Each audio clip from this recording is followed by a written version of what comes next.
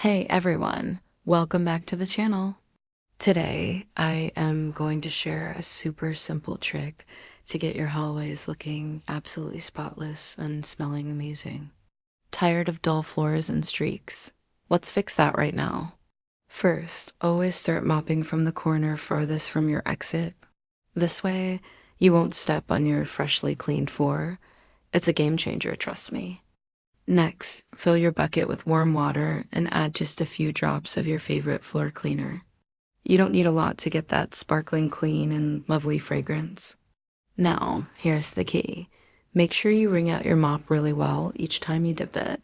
A soggy mop is what causes those annoying streaks. We want a damp mop, not a wet one. Once you've finished mopping your way out of the room, just let it air dry completely. Don't rush it. The patience will pay off with a beautiful, streak-free shine that makes your whole home feel brighter. If you found this tip helpful, please give this video a thumbs up and subscribe for more cleaning hacks.